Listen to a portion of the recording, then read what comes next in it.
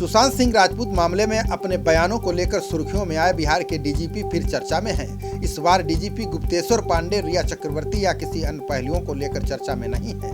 बिहार के डीजीपी ने बीआरएस यानी स्वैच्छिक सेवानिवृत्ति लेकर सबको चौंका दिया है। राजनीतिक जानकारों का मानना है कि गुप्तेश्वर पांडे बिहार से चुनाव लड़ सकते हैं। गुप्तेश्वर पांडे ने बीआरएस के लिए आवेदन किया था, जिसे राज्यपाल ने मंजूर कर लिया है। यानी पांडे राजनीतिक पारी की शुरुआत करने के लिए स्वतंत्र हो चुके हैं। गुप्तेश्वर पांडे के कार्यकाल पूरा होने से पहले रिटायरमेंट लेने को लेकर अटकलें काफी समय से लगाई जा रही थी। Civil defence and fire services के डीजी राजीव कुमार सिंघल को अगले आदेश तक डीजीपी बिहार का अतिरिक्त प्रभार दिया गया है। ये पहला मौका नहीं है जब गुप्तेश्वर पांडे ने बीआरएस के लिए आवेदन किया है। 11 साल पहले यानी 2009 में लोकसभा चुनाव लड़ने के लिए भी पांडे ने समय से पहले सेवानिवृत्ति ले ली थी। माना जा रहा है कि गुप्तेश्वर पांडे बिहार की बक्सर लोकसभा सीट से बीजेपी की टिकट पर चुनाव लड़ना चाहते थे। गुप्तेश्वर पांडे को उम्मीद थी कि बक्सर से बीजेपी के तत्कालीन सांसद लालमुनि चौबे को पार्टी दोबारा से प्रत्याशी नहीं बनाएगी। लालमुनि चौबे की वजह से उनका मंसूबा पूरा नहीं हो पाएगा।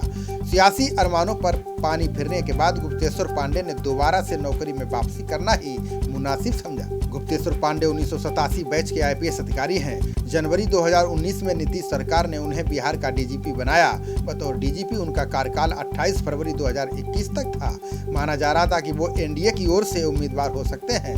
राजनीतिक गलियारों में सुगबुगाहट है कि वो बक्सर विधानसभा सीट से जेडीयू के उम्मीदवार के तौर पर चुनाव लड़ सकते हैं। आईपीएस अधिकारी के तौर पर गुप्तेश्वर पांडे करीब 33 साल की सर्विस पूरी कर चुके हैं। उन्होंने बिहार के कई जिलों में एसपी के तौर पर जिम्मेदारी संभाली। डीआईजी, आईजी और एडीजी के पद पर रहते हुए उन्होंने अपराध पर लगाम लगाने को लेकर कई बड़े कदम उठाए। डीजीपी का पदभार संभालने के बाद गुप्तेश्वर पांडे ने कहा था कि क्राइम कंट्रोल ही उनकी प्राथमिकता रहेगी। राजनीति में जाने के सवाल को पत्रकारों ने गुप्तेश्वर पांडे से पूछा तो इन सवालों को पांडे टालते नजर आए। इसका मतलब है कि उन्होंने राजनीति में जाने के लिए पत्ते नहीं खोले हैं। हालांकि उन्होंने इतना जरूर कहा है कि मैं जो करूंगा अपने लोगों से बात कर और सार्वजनिक तरीके से करूंगा। पांडे ने कहा कि बिहार में पिछले 15 साल के अंदर बहुत कुछ बदला है। आज यहाँ रामराज्य वाली स्थिति है।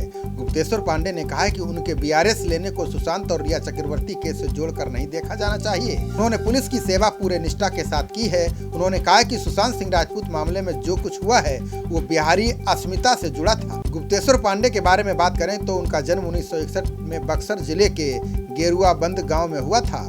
उनका गांव बिजली, स्वास्थ्य, शिक्षा और सड़क जैसी बुनियादी सुविधाओं से दूर था। इंटरमीडिएट के बाद उन्होंने पटना विश्वविद्यालय में अध्ययन किया। यहाँ से यूपीएससी के लिए गए और 1987 में आईपीएस अधिकारी बने। उन्हें बिहार कैडर आवंटित किया गया। खबरों का सिलसिला जारी रहेगा। देखते रहिए जनप्रवाद। नमस्कार।